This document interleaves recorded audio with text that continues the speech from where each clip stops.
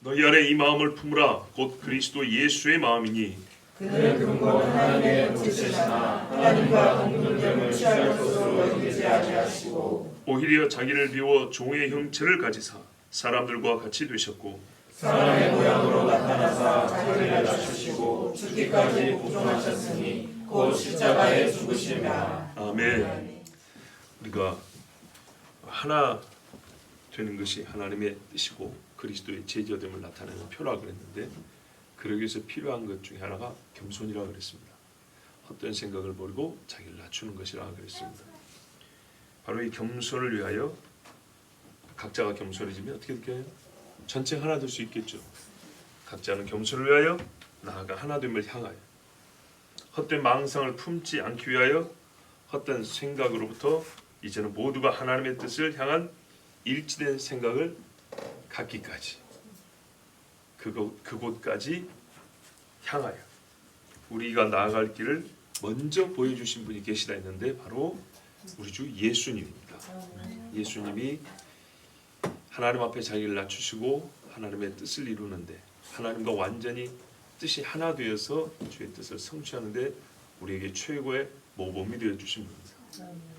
그러면 우리가 예수님의 행실만 따라가면 될 것 같은데 처음부터 그렇게 하면 큰 난관에 빠집니다. 불가능합니다. 궁극적으로는 예수님과 같이 살기를 원하지만 처음에 배워야 하고 변화의 첫 번째 변화가 시작되어야 될 것은 행동이 아니고 마음입니다. 그런데 약간 우리 번역에 좀 문제가 있어서 바로잡고 말씀을 전하도록 하겠습니다. 우리 번역의 표현을 보면 5절에 마음을 품으라 그랬습니다. 이 마음하면 좀 포괄적이죠. 우리 내면의 전체를 일컫는 그런 뜻이니까. 그런데요, 이렇게 포괄적인 말씀을 주면은 다 아우르니까 하나도 빠짐없다는 느낌이 줄 때도 있지만 때로는 약간 추상적입니다. 구체성이 좀 떨어진다는 얘기죠. 어쩔 때는 콕 집어서 말씀하고 싶은 게 있어요. 우리 마음 중에도 교만 이렇게 탁 집어줄 수가 있는데 마음을 새롭게 해 했을 때는 마음을 새롭게 했다 할 때는 우리 전체를 변화시켰다는 얘기인데 그 전체 안에는 교만이 겸손해지고 무정이 사랑이 되고 그렇죠. 진리에 대한 무관심이 진리에 대한 관심이 되고 이렇게 구체적으로 변한단 말이죠. 그러면 때로는 하나님께서 그 구체적인 하나하나를 집어서 또 집중적으로 가르쳐 줄 때가 있어요. 오늘 이 말씀에는 포괄적으로 마음 이랬지만은 이거는 조금 잘못됐어요. 왜냐하면 오늘 말씀에는 구체적인 변화를 일으키게 하려고 주신 말씀이기 때문에 구체적인 변화요. 그러니까는 너희가 다툼을 버리고 남을 나보다 낫게 여기고 서로 돌아보고 자기를 높이지 말고 그랬죠. 요 하나됨에 있어서 구체적인 예로 주신 거기 때문에 그냥 마음 해버리면 이 구체성이 떨어져서 실제로 어떻게 낮추는지 어디서 내가 높아지고 있는지 이거를 찾기가 좀 어려워집니다. 본래 말씀에는요 생각입니다. 생각. 그러니까 요 생각이라는 구체적인 변화를 피해가는 번역이 될 수 있다는 겁니다. 마음이란 번역이. 원래대로 하면 너희 안에 이 생각을 품으라 곧 그리스도 예수 안에도 있는 생각이니. 느낌이 다르죠. 완전 구체적이죠. 뭐 이렇게 단단하게 확 손에 잡히는 듯한 느낌이죠. 그냥 마음하면 넓게 이러지만 생각 그러니까 이렇게 되죠. 그래요. 느낌이 달라요. 생각입니다. 생각. 바로 이 생각에서 우리의 모든 변화가 시작됩니다. 오늘은요 예수님의 모범적인 행위를 그의 생각에 기원을 두고 있는 말씀에 따라 뒤에 6절부터 8절까지 예수님의 이 행위, 겸손의 행위가 어디서부터 나왔냐면 예수님 안에 있는 어떤 생각에서 나왔다는 겁니다. 그래서 우리에게 이 생각을 품으면 우리도 6절 이하부터 8절까지 된다는 얘기입니다. 물론 예수님이 높아지신 것이 똑같이 높아질 수는 없고 우리가 대수의 십자가를 진다는 뜻은 알지만 바울이 본받아야 되고 본받음의 결과를 예수님의 이로 쭉 우리에게 가르쳐줬기 때문에 예수님과 같은 성격의 그런 낮아짐과 예수님이 받은 종교 같은 우리가 감히 이룰 수 없는 종교에 올라간다는 그런 말씀으로 든다면 반드시 우리는 예수님이 가졌던 이 생각을 배워야 합니다. 그래서 오늘은요 이 생각에 집중하여 말씀을 전하고요 각 절에 구체적인 내용, 그러니까 예수님의 행위의 구체적인 내용은 다음 주에 다시 전하도록 하겠습니다. 오늘 본문이 5절부터 8절이 우리에게 주시고자 하는 교훈을 요약하면 딱 한 가지 사실을 말씀해 주고 있는데, 그 사실이라는 것은요, 시작과 마지막이 이렇습니다. 예수님이 한 가지 생각을 가지고 있었는데, 그 생각은 십자가에 죽기까지 복종하심이다입니다.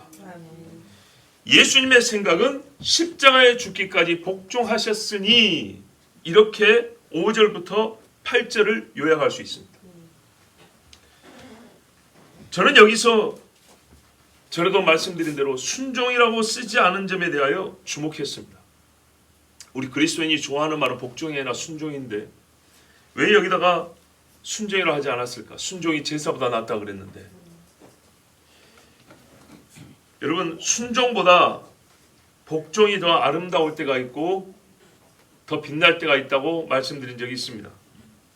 복종은요, 원함이 발생하기 전이지만 원하는 자와 꼭 같이 행동하는 겁니다. 나는 원하지 않아요. 그가 원해요. 나를 죽여야 그가 원하는 것과 내가 같이 행할 수 있죠. 이게 복종입니다. 순종은 그의 원하는 것과 나의 원하는 게 같아요. 그래서 억지로 할 필요가 없어요. 이 일 자체는 쉬울 수 있고 어려울 수 있지만 마음을 꺾어야 된다는 고통을 느끼지 않아도 돼요. 근데 대개는 이게 처음에 잘 안 됩니다. 우리가 궁극적으로 원하는 말은 최상급의 의미로서 어떤 거는 원하고 어떤 거는 원하지 않고가 아니라 최상급의 의미로서 아무렇게나 생각해도 주님이 원하는 걸 원하는 정도, 완전히 성령이 충만한 사람, 이게 우리가 최상이 원하는 것이지만 나나 여러분이 다 그렇지 못한다고 볼 때 참으로 필요한 게 뭐냐면요, 복종이에요. 우리 원하는 것이 전부 다 하나님의 원하는 거와 똑같습니까? 아니죠. 그렇지만 우리가 하나님의 뜻을 구한다고 할 때는 내가 원하지 않아도 이거를 꺾고 죽이고 자기를 부인하고, 그 말이죠. 이렇게 가야 될 때가 있거든요. 요거를 표현하면 순종이 아니라 복종입니다. 근데 예수님이 원하면 복종했다 그랬어요. 죽기까지 복종하셨으니. 그리고 이거는 사실이었지 않습니까? 예, 나의 원치 않음이라는 괴로움이 있지만 그분의 원함을 위하여 그의 명령을 따른다. 이게 복종입니다. 졌다. 제가 졌습니다. 이 인정이 얼마나 아름답습니까? 복종은 나를 완전히 낮추고 오직 그분의 권위에만 내 행동의 근거를 두는 겁니다. 나도 생각이 있고 나도 원하는 게 있고 나도 내가 생각하는 때가 있지만 주님 당신이 이것이라고 하면 나는 거기에 따르겠습니다. 여러분, 이게 믿음 아닙니까? 아브라함이 이삭을 죽이고 싶었습니까? 죽이고 싶지 않았죠. 그러나 하나님이 바치라니까 가져간 겁니다. 데리고 간 겁니다. 만약에 아브라함이 정말 하고 싶었던 일이었다면 굳이 하나님께서 그거를 시험이라고 하지 않았을 겁니다. 그래서 저는요, 복종하는 사람을 보면 아름답고 정말 귀하게 여겨집니다. 왜? 성경에서 그렇게 보여주기 때문에. 많은 믿음의 사람들이요, 최상급의 순종에 이르기 전에 자기가 할 수 있는 자잘한 순종들이 있었지만 결정적인 순간에 최상급의 순종에 이르는 그 결정적인 단계에 뭐냐면요, 할 수 없는 것에 대한 복종들이 다 있었어요. 그 복종의 믿음을 보인 다음에 정말 그 다음에는 가만 내둬도 하나님의 뜻을 행하는 그 정도까지 변화된 것을 봅니다. 사도 바울이 나중에는 누가 뭐래도 하나님의 뜻대로 살지 않습니까? 그러나 그에게는요, 꺾이는 순간이 있었어요. 주여 누구십니까? 나 자존심, 나 바울 이름 걸고는 절대 할 수 없지만 무너졌어요. 자기가 깨뜨렸어요. 베드로도 그랬어요. 무릎 딱 꿇었지요. 바로 이 부분입니다. 누가 배를 놓고 아버지를 놓고 하나님 아들이라고 하는 세상 사람들은 거짓 선지자라는 이 사람을 따라가고 싶겠습니까? 세베대의 두 아들은 놓고 떠났습니다. 레위, 세리, 마태, 얼마나 위대한 결단을 했습니까? 그 자리에서 갑자기 불을 받아가지고 온 세상 아무것도 안 보이고 오직 예수만 이루어갔습니까? 그러지는 않았습니다. 부르심에 복종하여 간 겁니다. 참 아름다운 것입니다. 그런데 우리 자신을 한번 보십시오. 복종을 잘하는가? 순종을 잘하는가? 너무 자기 스스로를 비하할 필요는 없습니다. 잘하지 않았으면 여기까지 안 옵니다. 왜냐하면 우리가 하나님 앞에 믿음을 가지고 예배한다는 것도 사실은 결정적 복종과 자연스러운 순종이 이제 버무려진 신앙의 행위입니다. 그렇지만 아직도 우리가 또 결정적 순간이라는 한 번만 있는 건 아니거든요. 그 다음에 결정적인 믿음의 갈림길에서 복종하지 못하고 순종하지 못할 때가 많습니다. 양의 피를 발라라. 집 밖으로 나가지 마라. 이것도 결정적 사건이지만 반석을 쳐라와 반석을 명하라도 결정적 사건이었습니다. 여리고에서 입을 다물고 돌아라. 요단강을 법궤를 메고 먼저 발을 넣어라. 다 결정적 사건입니다. 누가 물이 흐르는 강에다가 발을 넣고 들어가고 싶겠습니까? 자, 그러므로 우리에게는 어떤 면에서는 순종과 복종이 충분한 것도 있지만 아직 우리의 신앙 여정이 끝나지 않은 것을 생각할 때, 그리고 내 자신이 알듯이 하나님께 안 되는 복종이 있고 안 되는 순종이 있습니다.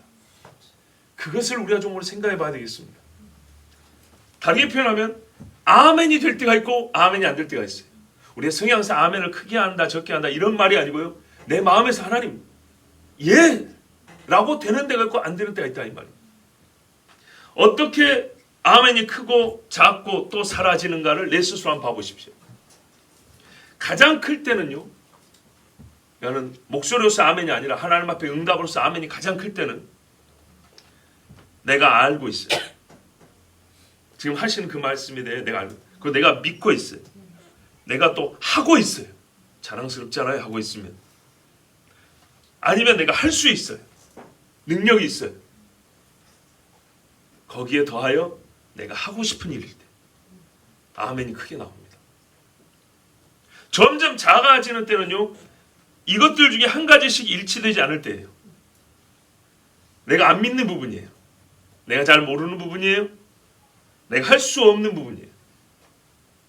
내가 안 하고 싶은 일이에요.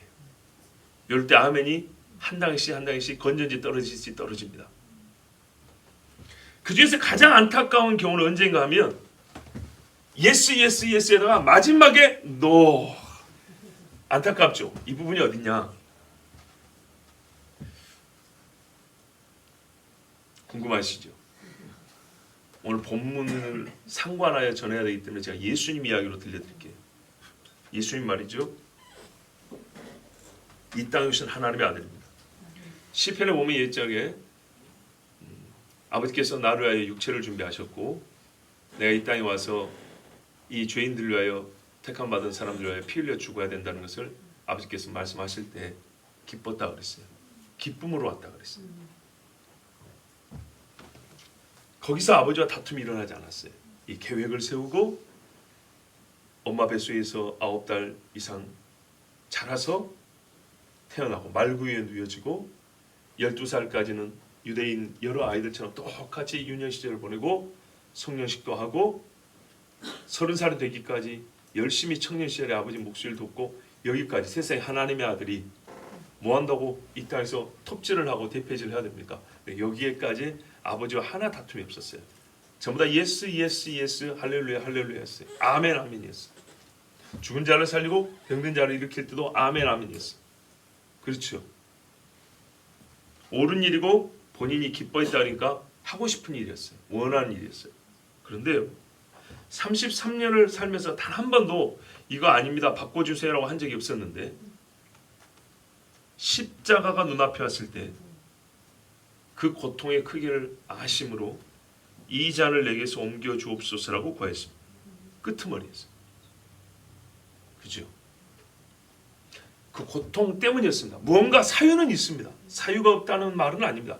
사유는 있지만 사뭇 실망스러운 부분입니다. 그러지 않습니까? 많은 순교자들이 어린아이를 안고 사자밥이 되었습니다. 그리고 오라 죽으며 나의 영광이여 이러고 죽었습니다. 풀무불에 들어갈 때 다니엘의 세 친구 보세요. 하나님 어지간하면 나라는 좀 살려주시지. 나라가 쫄딱 망했습니다. 다 죽었습니다. 비참하게 죽었어요. 일가친척 부모. 아마 그 중에 그 다니엘과 그 친구들 중에 많은 혈육을 잃은 사람도 있을 겁니다. 이를 갈았겠죠. 그렇지만 그것도 서럽고 고통스러운데 풀무불 속에 하나님은 너무하는 거 아닙니까? 또는 내 하나님 못 믿겠어 하고 거부할 수도 있습니다. 근데 이 친구들이 말이죠, 풍문불 속에 들어갔습니다. 그런 면을 생각하면 예수님답지 못한 모습이라고 볼 수 있습니다. 그들은 무슨 대사명도 아니고 자기 믿음 지키겠다는 건데, 예수님은 대속의 죽음을 죽겠다고 오신 분입니다. 영원한 분이 유한한 분이 됐단 말이죠. 그런데도 예수님이 이 잔을 내게서 옮겨달라고 했어요. 물론 육체적 고통에 더하여 우리가 알지 못하는 영의 고통이 있기 때문에 그런 겁니다. 죄인이 하나님 앞에서 찢어지고 갈라지는 그 고통. 왜냐하면 예수님이 실제로 죄를 짊어졌으니까. 그렇지만 이것을 다 알고 이 일을 시작하신 분인데 끄트머리 가서 못하겠다 그랬어요. 그래서 저는 사실 이 부분에서 실망스러우면서도 미소가 지어집니다. 그렇지, 우리 예수님은 완전한 사람으로 오셨지. 다시 한번 그 성육신을 저는 이 느껴지는 성육신이라 얼마나 기쁜지도 모릅니다. 그렇지만 하여튼 이 부분입니다. 예수님은요, 해야 하는 일이 있었어요. 그리고 할 수 있는 능력이 있었어요. 그런데요, 하고 싶지 않았어요. 여기서 다 와서 이 끝부분에서 갈라질 뻔했어요. 딱 하루를 남겨놓고 갈라질 뻔했어요. 바로 이 지점이 우리 믿음이 자빠지는 여러 지점 중 마지막에 해당하는 지점이라고 말씀드릴 수 있습니다. 나는 그 다음도 있어요. 개인적으로 약간의 차이가 있을 수 있지만, 그래서 제가 사유를 말씀드린 거예요. 어떤 일은 핍박, 어떤 일은 또 다른 육체적 야망, 욕심, 자존심 이런 게 끼일 수도 있지만, 그래서 결국은 어떠냐? 하기 싫다가 되는 거예요. 바로 이 부분, 여기서 갈라지고 여기서 믿음이 잘 오다가 무너집니다. 즉 복종이 없어질 때가 있습니다. 그러나 우리 주님은 어떻게 하셨습니까? 나의 원대로 마옵시고 아버지의 원대로 하옵소서 하고 뭘 바꿨어요? 하나님의 구원 계획이 아니고요, 방식이 아니라요, 나의 원함을 바꿨어요. 원함, 이겁니다. 아까 뭐라 했죠? 내가 믿고 아멘, 내가 하고 있는 일 아멘, 내가 할 수 있는 일 아우 더 아멘, 내가 하고 싶은 일 오 할렐루야 아멘. 그래서 끝에 다 됐는데 여기서 그런데 내가 안 하고 싶었던 일 고민 좀 해보겠습니다. 여기서 갈라진다고요. 여기서 갈라져요. 상당히 고상한 데서 갈라지는 게 아니에요. 진리에 대한 동의도 있고요, 그동안에 해온 헌신도 있는데 어디서 갈라져요? 채찍 갈라지듯이 하고 싶으냐 안 하고 싶으냐에서 갈라진다고요. 사람에게는 해야 하는 일이 있습니다. 자식을 낳은 부모는요, 하기 싫어도 해야 하는 일이 있습니다. 그러므로 이 점에 대하여 부정할 일은 아무도 없습니다. 또요, 할 수 있는 일이 있습니다. 교만한 인간은 할 수 있기 때문에 하지 말아야 할 일도 하겠다는 인간들입니다. 해야 할 일, 할 수 있는 일, 그 다음에 하고 싶은 일이 있습니다. 짧게 말하면 해야 하는 일을 당위라 그럽니다. 마땅히 못 말한다. 당위, 할 수 있다, 능력, 하고 싶다, 원함. 대개 사람의 행위의 결정, 이 세 가지를 가지고 결정이 됩니다. 이 중에 해야 한다, 이것은요, 나 아닌 누군가의 권위와 명령에 따르는 것입니다. 초월적인 의의가 있는 것입니다. 왜냐하면 이 해야 한다는 모든 사람에게 주어지는 것을 지금 말하고 있습니다. 모든 사람에게. 그래서 제가 아까 예를 들어서 부모 그랬잖아요. 모든 사람이 가능성 있고 원함과 있고 능력과 그의 감정과 의지를 가지고 다 모아서 저항한다 할지라도 저항할 수 없는 모든 사람에게 부여된 해야 한다는 일이 있어요. 창조주를 경외하는 것은 네 형편대로 병이 들었던 나이가 많건 적건 먹을 게 넘쳐나건 부족건 다 창조주 경외하는 건 해야 하는 일이에요. 객관적인 공식입니다. 자연물에 의해서 주어진 것이 아니라 인격적인 분부자에 의하여 그가 계시고 그의 분부가 있었기 때문에 주어지는 일, 이것이 당위입니다. 그 다음에 능력, 역시 각자에게 있는 것이지만 객관적인 사실입니다. 그렇죠 여러분? 운동선수들 보세요. 운동 잘하죠. 우리가 봐도 잘하죠. 그 사람에게만 있는 것이지만 주관적 능력이지만 능력의 유무는 객관성을 인정받았습니다.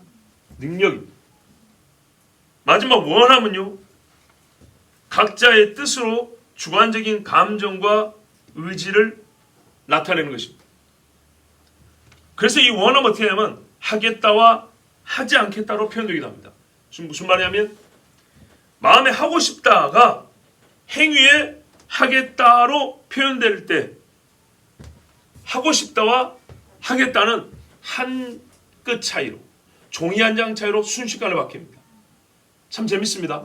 해야 한다가 하겠다로 가는 거리보다 하고 싶다가 하겠다로 가는 거리는 무지하게 짧습니다. 굉장히 주관적인 것인데도 불구하고 객관성이 담보된 것도 아닌데도 불구하고 엄청나게 가깝습니다. 그런 의미에서 행위의 끄트머리에서 차이를 나타내는 것은 바로 원함이라고 말하는 것입니다. 우리 행위에 대하여 최종 결정은 하고 싶다, 하고 싶지 않다에서 나는 경우가 대부분입니다. 보세요. 하고 싶으면 능력이 없어도 붙들어 봅니다. 그렇죠. 하고 싶지 않으면 능력이 있어도 손을 놔버립니다. 하고 싶으면 하나님의 당위, 하나님께서 뭐뭐 하라라는 명령은 나의 원함과 붙어 있잖아요. 그러니까요, 뛰어 날아갈 것 같습니다. 그래서 어떻게 되냐? 다른 사람까지 아우를 뿐만 아니라 억지로 다른 사람의 의지를 꺾어가면서까지 이게 하나님의 뜻이야 하고 막 끌어당깁니다. 왜? 내가 하고 싶은 일은. 맞죠? 오해하지 마세요. 욕하는 게 아닙니다. 우리 자신을 돌아보고 있는 중입니다. 말씀에 따라서. 하고 싶지 않으면 하나님의 분분이 뭐니 못 드는 척 급기야 하나님까지 부정해버립니다. 하고 싶지 않은데 하나님께서 계속 부정하면 뭘 부정해야 돼요? 하나님을 부정해버려요. 이래서 하나님을 떠나는 사람도 많습니다. 우리의 행위에 있어서 가장 큰 의는 해야 한다에 있고 가장 큰 죄는 나의 원함으로부터 시작합니다. 가장 큰 의는 하나님을 경외해야 한다에 있고 가장 큰 죄는 나는 하나님을 믿고 싶지 않아에서 시작합니다. 무슨 말씀인지 아시겠죠? 당위, 뭐뭐 해야 한다는 것은요, 사람들의 뜻이 모아지기 전에 희한하게 원초적으로 주어진 거예요. 그 해야 한다는 초월적인 것 하나님에게서 모든 피조물에게 마치 심어진 듯이 주어진 거예요. 그래서 의는 내가 하고 싶다 해서 나오는 경우가 없어요. 의는 해야 한다를 했을 때 의롭다 그래요. 근데 하고 싶다는요, 의에 부합할 때도 있지만 대개는 최악의 상태로 나를 몰고 갑니다. 하고 싶어. 나는 어떻게 해요? 예수를 믿지 않고 싶어. 나는 예수를 죽이고 싶어. 나는 성경을 불태우고 싶어. 이 하고 싶음이 하나님의 의를 무시하고 하나님의 아들을 짓밟는 죄를 짓게 만듭니다. 그래서 가장 큰 의로움은 해야 한다에서 나오고 가장 큰 죄는 내가 하고 싶다에서 나오는 겁니다. 사사기에 보세요. 사람들이 각기 자기 소견에 오른 대로 했더라. 다윗이 여호와의 말씀을 던져버리고 제 눈에 보이는 대로 하고 싶어서 얼마나 더러운 죄를 지었습니까? 해야 하고 또 할 수 있다. 하지만 지금 못하고 있을 때 하고 싶은 일에는요. 보세요. 우리가 설교 될 때도 그렇잖아요. 아니면 또 누군가에게 중요한 말씀 들었을 때 들어보니까 해야 하는 일이에요. 가만 보니까 나에게 능력도 있어요. 그런데 지금 못하고 있어요. 그럼 뭐 하면 되죠? 하면 되죠. 두 가지는 충족이 됐어요. 해야 하는 일이다. 내가 할 수도 있다. 근데 할까 말까의 결정을 어디서 난다고요? 하고 싶다, 하고 싶지 않다에서 난다고요. 그래서 하고 싶지 않을 때는 어떻게 해요? 아멘도 안 하고 기도도 안 하고 대화 주제로도 안 해요. 왜? 이게 건수만 잡히면 내가 해야 될 것 같아. 근데 하고 싶을 때는요, 얼른 아멘 합니다. 얼른 아멘 하고 옆에 사람보다 아멘 안 합니다. 제가 지금 왜 이야기하죠? 예수님이 복종하셨다는 거예요. 해야 하는 일 알고 할 수 있는 능력도 본인밖에 없어요. 그런데요, 이 위대한, 우리는 이 사사로운 일들을 얘기할 때가 많은데 예수님은 인류 유일의 구원 사역을 아프고 힘들고 고통스러워서 하기 싫었대요. 그런데 하기 싫은 마음을 아버지의 뜻에 복종을 시켰대요. 아직까지 하고 싶어로 바뀌지 않았어요. 그래서 복종이 아름답다는 거예요. 그런데요, 복종하는 동안에 희한하게 우리도 기도할 때 하나님과 뜻이 합해진다고 하잖아요. 복종하는 동안이 이게 찰나의 순간이 아니고 시간이 길거든요. 긴 시간 안에 어떻게 돼요? 원함으로 바뀔 때가 있어요. 기적이 일어납니다. 내가 믿는 일이고 내가 할 수 있는 일이고 하나님의 뜻임을 다 알아도 거기다가 내가 하나님과 약속까지 한 일임에도 불구하고 어느 때부턴가 내가 하고 싶지 않은 일이 되어버린 것은 안 합니다. 이거를 빨리 잡아내야 됩니다. 누가요? 내가요. 보세요. 하여야 한다는 주체는 하나님이세요.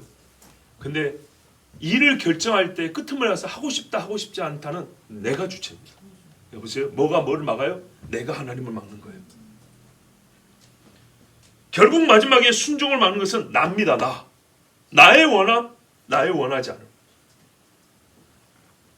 아무리 하늘 보좌니 주의 심판단이 읊어대도 무섭지 않습니다. 내가 원하지 않으면. 상급이니 멸류관이 떠들어대도 관심 없습니다. 내가 하고 싶지 않으면. 들은 적 없는 일로 만들어버린 일이 우리가 한두 가지인가 한번 생각해 보세요. 그래서요.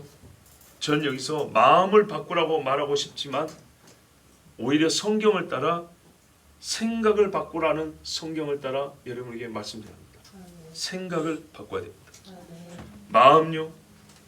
포괄적이지만 바로 이런 지점에서는 추상적입니다. 포인트를 딱 집어야 되는 순간에서는 너무 추상적이에요. 어디를 집어야 될지 모르겠어요. 그냥 머릿속으로 자세를 낮추는 나, 주의 빛, 영광 아래서 엎드려 있는 나를 그림으로 그리면 바뀝니까? 바꿔진 것인가요? 그 이미지 그리는 동안 내가 바꿔진 것인가요? 내 행위가 바뀌어집니까? 안 바뀝니다. 그래서 생각을 바꾸라는 겁니다. 그렇구나. 내가 무너지는 것이 여기였구나. 인정하는 생각을 하기 시작해야 됩니다. 그냥 나 뭐 하긴 했는데 순종하지 못했어 이러고 지나가지 말고요. 내가 왜 한다고 해놓고 그때는 막 하겠다고 했는데 왜 결국 순종을 못했을까? 왜 안 했을까 해보면 보통 이 지점에서 걸린다고요. 사유는 있어요. 사유는 있지만 그 사유를 극복할 수 있고 원함으로까지 가거나 아니면 원하지 않던 하나님의 뜻이기 때문에 주의 선하시고 기뻐하시고 온전한 뜻이 무엇인지 분별하고 행하라 했으니까 거기서 나를 무너뜨릴 수 있는데 그러지 않고 이것을 지나쳐오는 그 엄청난 힘을 어디서 났을까? 하기 싫은 마음. 하기 싫은 마음이요 어마어마한 힘을 갖고 있어요. 집에서도 봐보세요. 하고 싶어서 하는 일의 크기하고 하기 싫을 때 안 한 일의 크기는 사이즈가 좀 다르죠. 위치 파악이 되어야 합니다. 신앙인의 성장이 막히는 담벼락이 어디에 세워져 있는지에 대한 지식이 있어야 합니다. 그것은 원함이었습니다. 원함. 사도 바울을 봐보세요. 1장 23절에 이렇게 돼 있어요. 내가 그 둘 사이에 끼었으니 차라리 세상을 떠나서 그리스도와 함께 있는 것이 훨씬 더 좋은 일이라 그렇게 하고 싶으나 내가 육신으로 있는 것이 너희를 위하여 더 유익하리라. 내가 살 것과 너희 믿음의 진보와 기쁨을 위하여 너희 무리와 함께 거할 것을 확실히 아노니 내가 다시 너희와 같이 있으므로 그리스도 예수 안에서 너희 자랑이 나로 말미암아 풍성하게 하려 함이라. 아멘. 이게 사도의 당위예요. 사명이라고요. 그래서 하고 싶은 건 뭐래요? 원함은 나 빨리 죽어. 천국 갔으면 좋겠다. 채찍에 맞아 찢어진 데가 몇 군데예요 도대체. 다리를 절고 나이에 비해서 바싹 늙어버린 이 외모를 갖고 가는 데마다 핍박을 가고 너무너무 힘들어. 근데 하나님께서 어느 날인가 3,000층에 데리고 가셨는데 사람이 형언할 수 없는 소리를 들었어요. 다시는 나오고 싶지 않았는데 주님이 뭐라 했어요?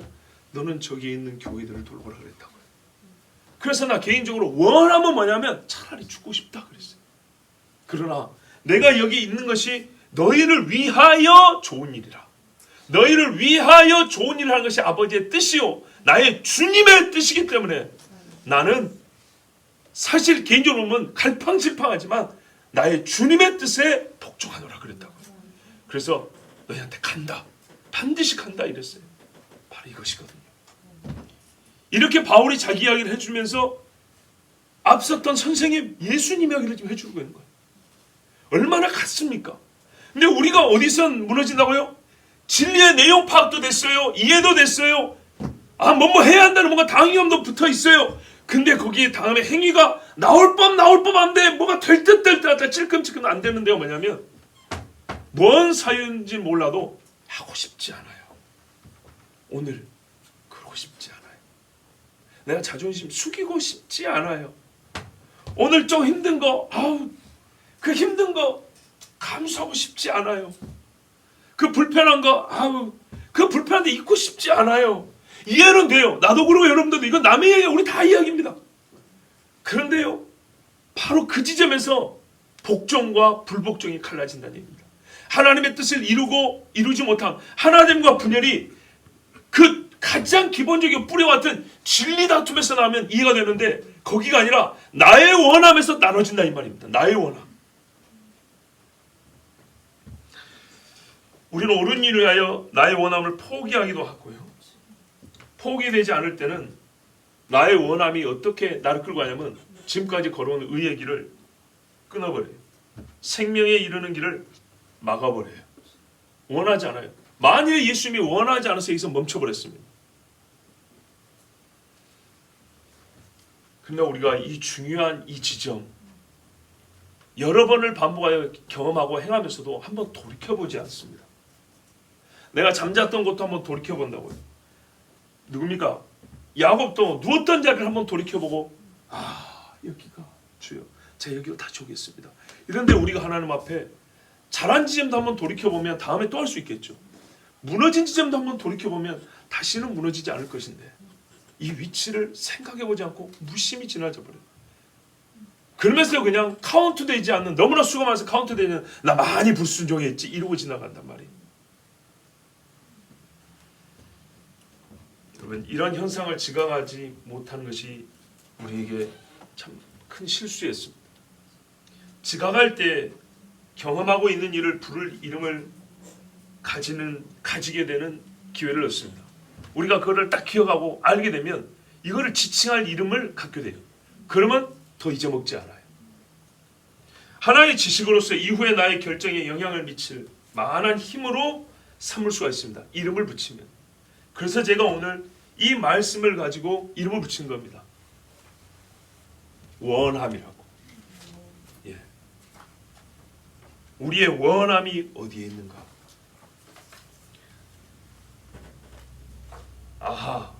내가 원함에서 무너지는구나. 하나님의 대의도 있고 주신 능력과 은사도 있음에도 불구하고 이것들이 무게를 다루면 훨씬 더 큰 것들이고 무거운 것들에도 불구하고 고작 깃털 같은 나의 원함이 이 무거운 것을 들어 올려버리는구나. 결국 나의 원함이 하나님의 뜻을 거둔다. 나와 하나님의 싸움이라는 것은 내가 하고 싶다와 하고 싶지 않다 있구나.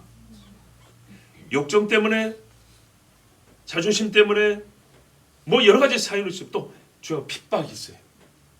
핍박은 무시할 수 없습니다만은 순교자는 어땠다고요? 핍박이 있지만 그래도 나는 주를 위하여 죽고 싶다 했습니다. 죽기 싫다면 가는 겁니다. 그래서 결국에는 원함입니다. 오늘 이 정리, 이 사실에 대한 가르침과 깨달음은 참 중요합니다. 내가 어디서 진실로 하나님의 사람이 되기도 하고 되지 않는지, 갈리는 길이 어디인지 우리에게 알려주는 말씀이기 때문입니다. 원함에까지 복종하는 자라야. 그러니까요, 복종은 뭐라고요? 아직 일치되지 않았지만 그에게 나를 붙인다는 거잖아요. 그와 뜻이 똑같지 않지만 그의 뜻에 나의 것을 결합시킨다는 자는 원함에까지 복종. 아직 나는 원하지 않아요. 그가 원하는 것이지. 그렇지만 나의 원하지 않음을 깨뜨려서 당신의 원함에 붙여버리는 거예요. 예수님이 그렇게 하셨다고요. 문제는 원함의 싸움인데 나의 원함대로 하지 마옵시고 아버지의 원대로 하옵소서. 이 복종이 너무나 아름다운 복종이었어요. 다윗이 사울에게 피난길이 재밌어서 게임하듯이 즐겼나요? 아닙니다. 지긋지긋했어요. 자기 식구들도 부인도 못 만나고 끝내고 싶은 일이었어요. 그러나 뭐예요? 하나님께서 기름 부음 받은 자를 치면 안 된다는 마음속에 하나님 주시는 음성이 있다고요. 당위가 있다고요. 그래서 어떻게 했어요? 자기도 솔직히 사울이 없었으면 좋겠어. 근데 옆에 사람도 어떻게 해요? 없애는 거는 좋은데 어떤 식으로 죽여서 없앴으면 좋겠어. 옆에 사람들 그게 원하는 일이에요. 근데 다윗이 어떻게 해요? 아니다 그랬어요. 나는 그것을 원하지 않는다. 없는 것이 좋은데 사울이 없는 건 좋지만 그를 죽여서 없애는 것은 원하지 않는다 그랬어요. 왜? 하나님의 뜻이 아니니까. 그리고 옷자락만 살짝 빼는데요. 그것 갖고도 마음을 애려한 사람이에요. 하나님의 해야 한다, 하지 말아야 한다 안에 하나님의 원함이 들어있기 때문에 하나님이 왜 해야 한다 했겠어요? 거기에 하나님의 뜻이 원함이 있어요. 하나님의 원함. 하나님이 창조를 하고 싶었어요. 빛이 있으라는 능력을 바랄 때 하나님의 원함이 들어있었다고요. 호흡을 후 불어넣을 때 이 불어넣은 호흡으로 인해서 우리 사람이 만들어지고 완성이 돼서 하나님과 교제하고자 하는, 하나님과 교제하는 존재가 되게 만들고자 하는 하나님의 원함이 있었다고. 그러니까 하나님의 당위에는요 하나님의 원함이 들어있기 때문에 나의 원함이 하나님의 원함에 일치됨, 거기까지 하는 것이 우리 신앙의 궁극인데요. 그걸 이름하여 성화라 그러고 하나님을 닮는다 그러죠. 그런데요 거기까지 가기 전에 원함이 일치되지 않을 때에도요 믿음은 또 역시 당위지만 뭘 요구하냐? 복종을 요구해요. 복종. 그러면 우리가 원하는 것은 뭐냐면요, 하나님, 제가 주께서 명하시는 구체적인 명령에 어쩔 때는 원하지 않을 때가 있지만, 원하지 않아서 머물 때가 있지만, 그 원하지 않을 때 내 자신을 낮추어서 복종하기를 원합니다. 좀 복잡한가요? 근데 이게 전 단계예요. 그렇게 만들어주세요. 그렇게 자기를 무너뜨리고 복종하여 하다가 너무 좋아서, 야 이렇게 좋은 거니까 하나님이 나를 꼬꾸라뜨렸구나 하고, 이제는 너무 좋아서 누가 말하지 않아도 계속 주님과 뜻이 일치되어 가지고 살아갈 수 있도록 도와주세요. 우리가 꿈꾸는 신앙생활 아닙니까? 그래서 저는 복종이 좋습니다. 간혹 하나님이 복종시킬 때가 있어서 감사합니다. 사랑하는 아비이기 때문에 자녀에게 매를 든다 했습니다. 때리고 싶습니까? 자녀는 맞고 싶습니까? 하고 싶지 않습니다. 하고 싶은 일이라면 밥 먹을 때마다 하겠죠. 하기 싫은 일이니까 어쩌다 한 번씩 합니다. 근데 왜 하기 싫은 일 하죠? 해야 하니까. 해야 하니까 하는 겁니다. 하고 났더니 어떻게 됩니까? 가슴을 아프고 어렵지만 나중에 자녀가 바르게 커가고요. 부모와 자녀가 이렇게 하나가 됩니다. 믿으십니까? 성경의 가르침입니다. 이게 그리스도 예수께서 죽기까지 복종하심이라. 말의 뉘앙스를 보세요. 어려운 일이라는 거잖아요. 여기에 복종의 아름다움이 있습니다. 복종의 신앙이 있습니다. 신앙은 곧 복종입니다. 처음부터 신앙은 순종으로 갑자기 우리를 승격시켜 주지 않습니다. 원하지 않는 일을 자기를 낮추고 주님의 원함에 일치되어 부셔뜨리고 할 때 남는 것은 나가 무너지고 없는 게 아니라 순종하는 내가 남는 겁니다. 이것이 우리가 본받아야 할 그리스도 예수님의 생각이에요. 얼마나 아름답습니까? 여기까지 이르러야 한다는 이 생각, 거기까지 이르렀을 때야 진짜 하나님의 뜻이 이루어진다는 이 생각, 그리스도는 갖고 계셨습니다. 내가 여기서 원함 있지만 아버지의 원함대로 되기를 원하나이다 해야 하나님의 뜻이 이루어진다는 생각, 여기서 나의 원대로라면 이 땅에 구원은 없다는 생각. 그래서 여러분, 생각이 중요합니다. 마음이라는 추상적 느낌이 아니라 생각이 중요합니다. 실체로서 마음을 실제화시키는 힘으로써 생각이 중요합니다. 그리스도께서는 이 생각을 가졌으니 우리도 주님과 같은 생각을 가져야겠습니다. 하나님의 뜻을 이루기 위하여 나의 원함을 그분의 원함에 복종시켜야 한다는 생각, 그것이 신자의 사는 법이라는 세상 유일의 생각. 여러분, 이 생각을 가지십시오. 이것이 예수 그리스도의 생각이었습니다. 우리 함께 기도합니다.